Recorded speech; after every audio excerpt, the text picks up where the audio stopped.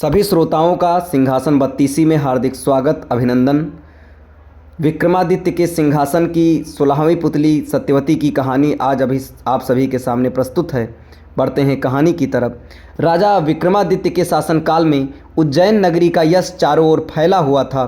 एक से बढ़कर एक विद्वान उनके दरबार की शोभा बढ़ाते थे और उनकी 9 जानकारों की एक समिति थी जो हर विषय पर राजा को परामर्श देते थे तथा राजा उनके परामर्श के अनुसार ही राजकाज संबंधी निर्णय लिया करते थे।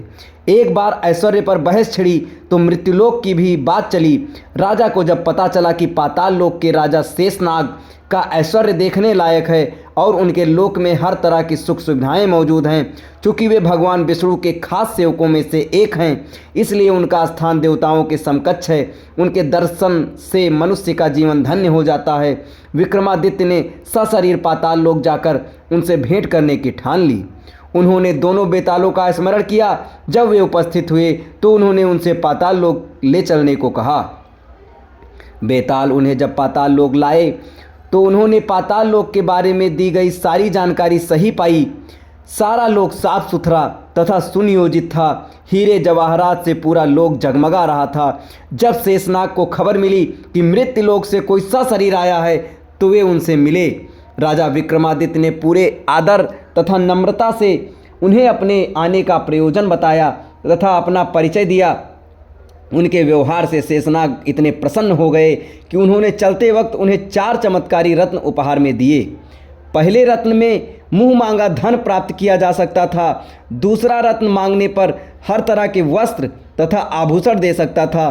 तीसरे रत्न से हर तरह के रथ, अश्व तथा पालकी की प्राप्ति हो सकती थी और चौथा रत्न धर्म कार्य के तथा यश की प्राप्ति करना सकता था। काली द्वारा प्रदत्त दोनों बेताल स्मरण करने पर उपस्थित हुए तथा विक्रम को उनके नगर की सीमा पर पहुंचाकर अदृश्य हो गए। चारों रत्न लेकर अपने नगर में प्रविष्ट हुए ही थे कि उनका अभिवादन एक परिचित ब्राह्मण ने किया। उन्होंने राजा से उनकी पाताल लोक की यात्रा तथा रत्न प्राप्त करने की बात जानकर कहा कि राजा की हर उपलब्धि में उनकी प्रजा की सहभागिता है। राजा विक्रमादित्य ने उसका अभिप्राय समझकर उससे अपनी इच्छा से एक रत्न ले लेने को कहा। ब्राह्मण असमंजस में पड़ गया और बोला कि अपने परिवार के हर सदस्य से विमर्श करने के बाद ही कोई फैसला करेगा। जब वह घर पहुंचा और अपनी पत्नी, अपने बेटे तथा अपनी बेटी को सारी बात बताई तो तीनों ने 3 अलग अलग तरह के रत्न में अपनी रुचि जताई। ब्राह्मण फिर भी किसी निष्कर्ष पर नहीं पहुंच सका और इसी मानसिक दशा में राजा के पास पहुंच गया। विक्रम ने हंसकर उसे चारों के चारों रत्न उपहार में दे दिए। 16वीं पुतली ये कहानी सुनाकर फिर से अपनी अवस्था में आ गई। अब अगले वीडियो में आपको 17वीं पुतली की कहानी आपके सामने प्रस्तुत की जाएगी। तब तक हमारे साथ बने रहें।